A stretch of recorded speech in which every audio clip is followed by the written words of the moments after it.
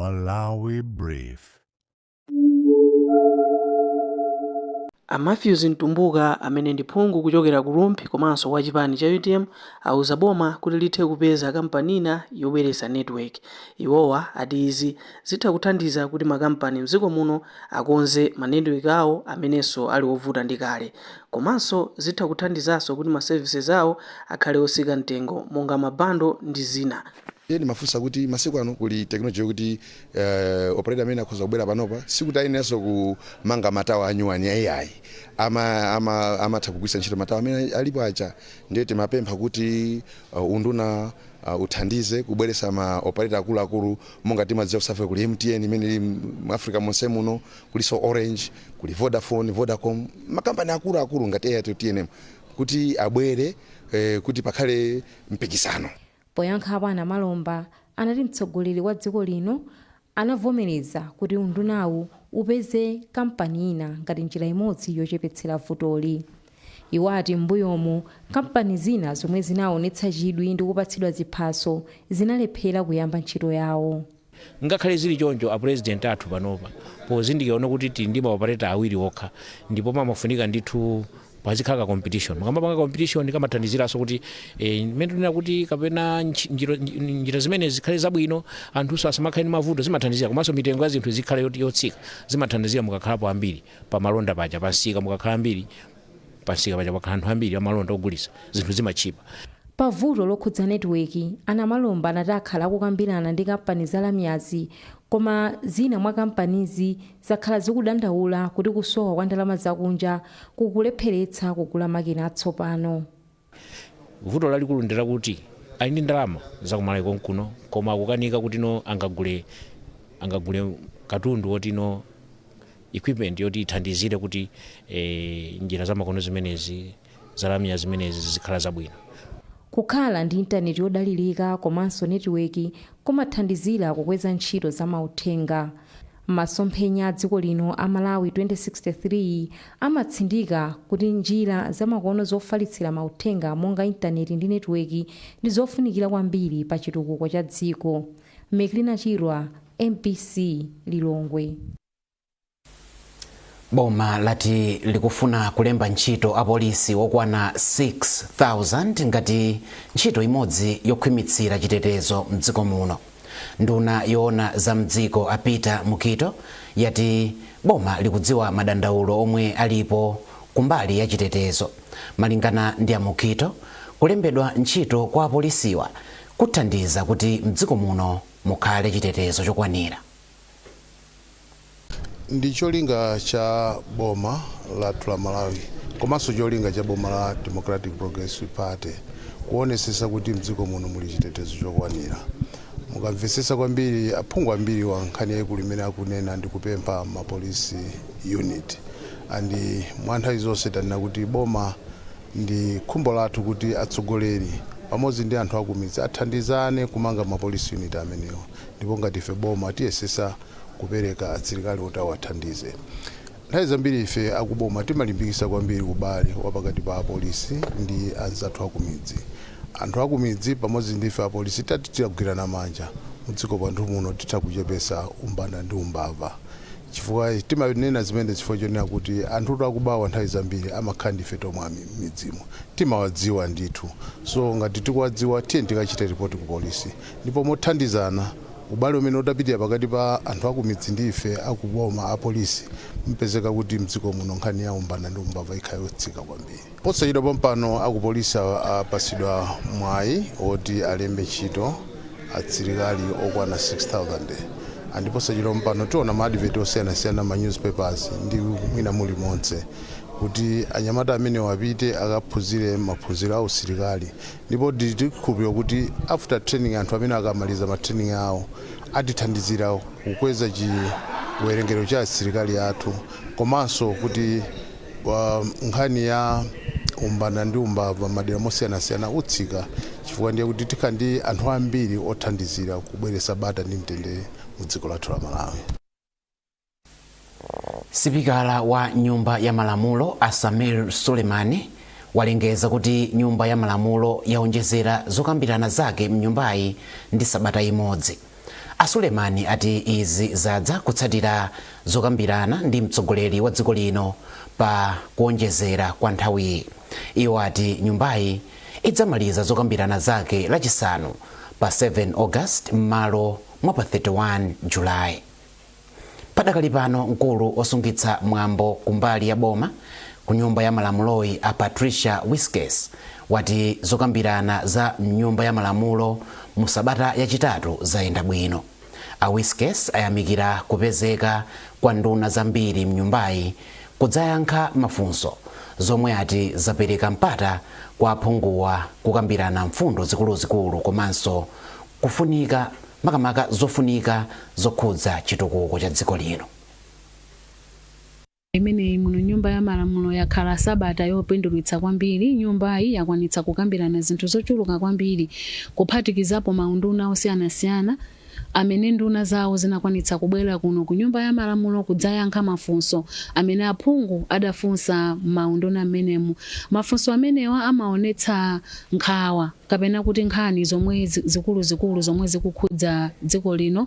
Kotero ndiyamikire nduna zonse zomwe zinakwanitsa kubwera mparliament wiki ino kudzayankha mafunso amenewa amene amachoka kwa aphungu a nyumba ya malamulo.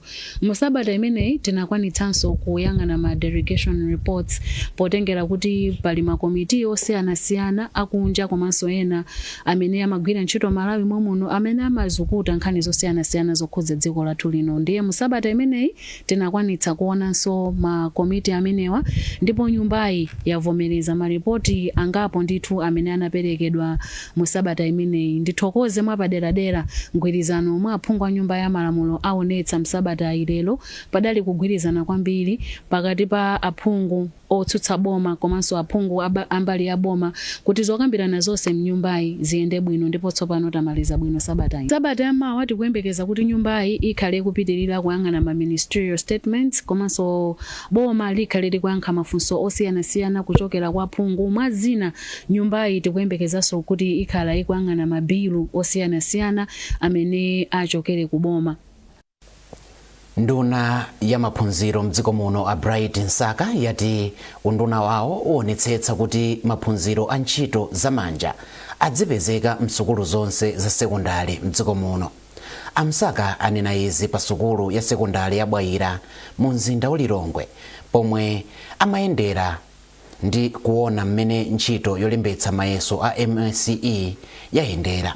Tili ndi zambiri mu ripoti lomwe walemba Yankho Kachingwe koma akuwerenga ndi Austin Fugula.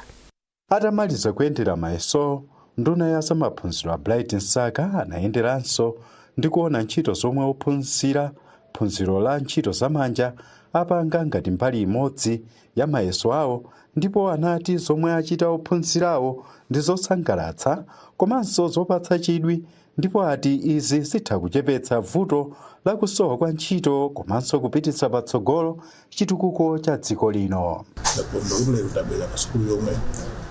Bwaira secondary school with some technical subjects. Umana aonesa luso kundabisa mutatapita kuyamba business dukani zipangizo zokwalira pangizo zoyenera luso limeneli likoza kuwapindulira kwambiri. Panopo tufuna kuti tizizindikira kuyambira komwe kuti kodi mwana uyu luso lake ndilotani. Ngati talizindikira msanga timuthandizire kuti luso limenelo aptenalo patsogolo. Ndiyeno ifeyo tinaya ikamasukulu amenewa Malawi muno ambiri nditu koma ndakakondwa kutiso luso limeneli lipezeke masukulu onse. Mmodzi mwa ophunzira yemwe wamalisa mayeso ake ndipo amatenganso phunziro la luso la zamanja, Levison Idiezi, walimbikitsa ophunzira anzake kuti azitenga phunziroli kamba kuti kupatula kuphunzira lusoli limathandizanso kaganizidwe kabwino ndi kuthandiza kuchitanso bwino maphunziro ena. Maphunziro amene amayithandiza ambiri ma students popeza kuti timatha kudziwa zambiri zakudziwa. So maphunziro amene amathandiza kuti so because kuyamba carpentry ndi kuthandiza mabuye kumero webi because kuyamba ntchito zochera zomwe. mayeso a MSCE anayamba pa 29 Juni 2026 ndipo ophunzira 197,502 ndi omwe analemba mayesowa ndipo 102,981 mwa iwo ndi anyamata pomwe 94,521 ndi atsikana. Ndi nkhani yokuti nduna yoona za magetsi a Jean Matanga yatsekulira ntchito yatsopano yosunga mphamvu za magetsi zokwana 20 megawatts m'mabatire akuluakulu pofuna kuchepetsa vuto la kuzimazima kwa magetsi. Pokhazikitsa ntchitoyi ku Lilongwe, Amatanga alangiza bungwe la Eskom kuti lionetsetse kuti pamene boma likuyika ndalama zambiri ku ntchito za magetsi, nalo bungwe la Eskom lidzitumikira Malawi modzipereka. Isaac Jali wafika ndi ripoti. Ntchito yosunga mphamvu za magetsi zokwana 20 megawatts m'mabatire akuluakulu imene boma lakhazikitsa, cholinga chake nkuthandiza kuti vuto la kuzimazima kwa magetsi lichepe. Mwazina, mabatirewo azisunga mphamvu za magetsi zokwana 20 megawatts zochoka ku mphamvu ya dzuwa, ndipo mphamvu ya magetsi adzipereka pamene anthu, makampani komanso malo ena osiyanasiyana amafuna magetsi kwambiri, monga mamawa komanso chakumadzulo.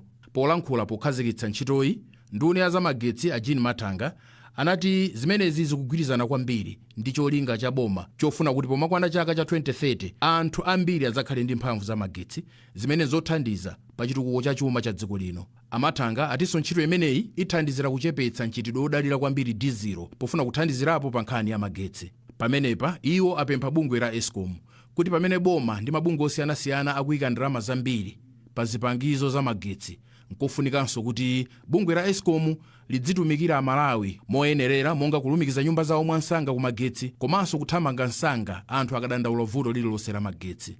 Battery energy storage imene ithandiza kuti magetsi anja akamalandira ati kumaphatikizika bwino, makamaka magetsi so asola amene amagwira ntchito kwambiri masana pamene usiku amakhala wiki. Ndiye magetsi mphamvu imene iyi system imene izitenga magetsi amene aja ndi kuwasunga, akasunga ndiyoti madzulo nthawi imene ili mapiki hours atha kumapanganso release to the customers. Ikakhala nkhani ya administration, nkhani imene ndiona kuti pali magaps angapo amene ali mwesuku pali yoyambirira ndi nkhani yoti customers akamapanga report mafaults apeza kuti kuna Eskom kutenga nthawi sinapange respond to mafault aja. As a result, customers akhala kudandaula kwambiri kuna kuti sakuthandizidwa moyenera, komanso pomapezeka kuti mwina ena kupanga apply tipatseni magetsi ndi adikirira nthawi mwina mpaka chaka chimene asinalandire magetsi. Ndeno mauza Eskom kuti afika nthawi tsopano kuti sapangokhala kumangokamba kuti atisinta, but it's time now kuti tipange improve Amalawi amveni kukoma kuti pali kampani imene akhazikitsidwa ndi boma kuti atumikire pa nkhani ya magetsi. Polankhula poyambirira, mulembi wamkulu wa boma Dr. Justin Saidi anati ntchito imeneyi ndi chitsanzo chabwino kwambiri cha cholinga chenicheni cha boma chofuna kuti mdziko muno mukhale magetsi odalirika amene athandizire pa ntchito za maphunziro, za chipatala komanso ntchito za mafakitale. Pamenepa Asaidi alangiza akuluakulu a bungwe la Eskom kuti aonetsetse kuti zipangizo zonse za makonozi ziyang'aniridwe bwino kuti zitumikire Amalawi moyenerera. Mawu ake wachiwiri kwa president wa bungwe la Global Energy Alliance for People and Planet, Akaro Koch, anati ntchito imene boma la Malawi lakhazikitsa likugwirizana kwathunthu ndi masomphenya a President Professor Arthur Peter Mutharika komanso anthu a mdziko muno ofuna kukhala ndi magetsi odalirika. Kwa nthawi yayitali dziko la Malawi lakhala likudalira magetsi opangidwa ku mphamvu ya madzi omwe akhala kukhudzidwa ndi ng'amba komanso ngozi zina zogwa mwadzidzidzi. Kotero ntchito imene yosungira magetsi mabatire akuluakulu ndi yothandiza kwambiri. Isaac Jali, MBC, Lilongwe. Anthu akukasasire mboma la Nkatabe omwe anachotsedwa pamalo awo agwirizana ndi nduna yoona zamalo achimwemwe Chipungu zoti abwerera kwawo, ndipo zokambirana zidzachitika pa 28 Julayi sabata yamawa. Chiganizochi chachitika pomwe ndunayi inakakumana ndi anthuwa pa mpingo wa Gender CCAP mboma la Mzimba pa ulendo wawo opita ku Lilongwe kukapereka madandaulo awo. Austin Fukula ali ndi zambiri mu ripoti. Ndunayi yomwe inalinso ndi wachiwiri kwa nduna yoona za chitetezo cha mdziko Norman Chisale yayamikira anthuwa chifukwa chofomera pempho la boma loti asapitirize ulendo wawo wopita kulikulu la maofesi a boma ku Capitol Hill mu mzinda wa Lilongwe kukapereka madandaulo awo. Achipungu ati boma kudzera ku nthambi yoona za ngozi zogwa mwadzidzidzi DODMA lapereka mayendedwe, chitetezo komanso chakudya choti anthuwa agwiritse ntchito pobwerera kwawo ku Nkhatabe. Kupatula izi, ndunayi yaperekanso ndalama zokwana 3 miliyoni kwacha zochokera mthumba lake kuti zithandize pa zosowa za anthuwa. Athokoze anthu akukasasire, tidapempha dzulo kuti atidikirire pano, atidikirira. Takambirana nawo, tamvana kunena kuti milandu ya minda sitimakambirana pansewu. Tibwerere kwa Kasasire pa 28 which is next week Tuesday tikumana nawo, koma analivomvesesa zimene timawauza ifeso tinayamvesesa mavuto awo ndetu kukhulupirira akumana pa 28 pano tikhala ndi chisogolo cha nkhani imene. Polankhulapo pa nkhani wapampando wa gulu la anthu ochoka ku Kasasire Alake Botha ati ali ndi chiyembekezo kuti boma lithandiza kuthetsa mavuto awo litakawachezera mboma la Nkhatabe sabata ikubwerayi. Abotha ati mabanja okwana 360 ndi amene akusowa malo okhala ndipo akukhulupirira kuti ulendo wa nduna ndi akuluakulu ena aboma uzathandiza kuti adzionere okha mavuto omwe akukumana nawo. Nkhani iyi tagwirizana kuti nduna ndi wonse okhuzidwa tikakumane kumalo kwathu konkuja ku Kasasire kuti nawonso akaone imene timakhalira ndi pamene tingakatere nkhani. Phungu wa nyumba ya malamulo wa dera la kumpoto kwa boma la Nkhatabe Amakenzi Chipalamoto Nkhwazi ayamikira boma chifukwa chosonyeza kudzipereka pothana ndi mavuto omwe anthu akhala akukumana nawo. Ankhwazi ati ndi okhutira ndi mgwirizano omwe anthuwa apanga ndi nduna yoona za malo kuti zokambirana zidzachitikire ku Nkhatabe komweko. Ineyo ngati phungu nakhutisidwa chifukwa kuti iwo akupemba kuti before chigamulo anduna kuti sana apase malo awo koma apite kaye pamalo kuti akaone. Fa wina atakutheka kuti ali ndi area yayikulu anduna apezera malo ochepa.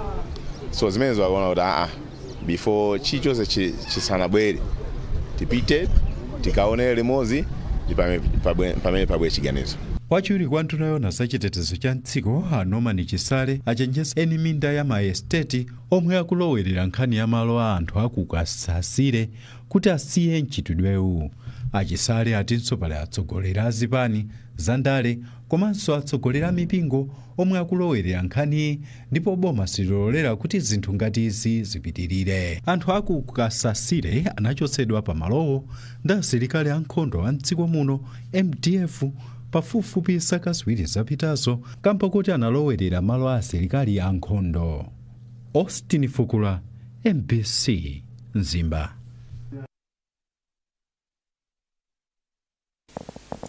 Msonkhano wa pachaka wa chaka chino wa Asilamu a Ahmadiyya wayambika mdziko la United Kingdom.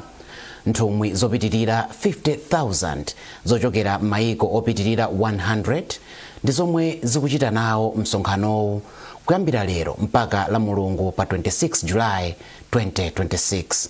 Mawu awo potsekulira msonkhanowo, mtsogoleri wa Asilamu a Ahmadiyya Amir Masroor Ahmad anakumbutsa nthumwi ku msonkhanowu zakufunika kosamalira wanthu pa dziko lonse.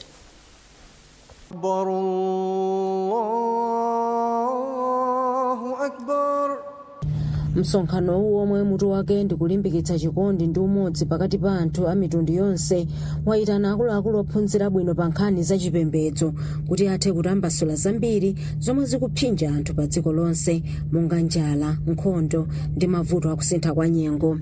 Mu uthenga wawo wa tsiku lachisanu lomwe ndi tsiku lopemphera mchipembedzo cha Chisilamu, Hazrat Mirza Masroor Ahmad yemwe ndi mtsogoleri wa Ahmadiyya pa dziko lonse anakumbutsa anthuwo zakufunika kololerana ndi kukondana wina ndi nzake, ndipo uthengawo unali olamula owatsatira kuti azionetsa chilungamo ndi kulolerana pakati pawo.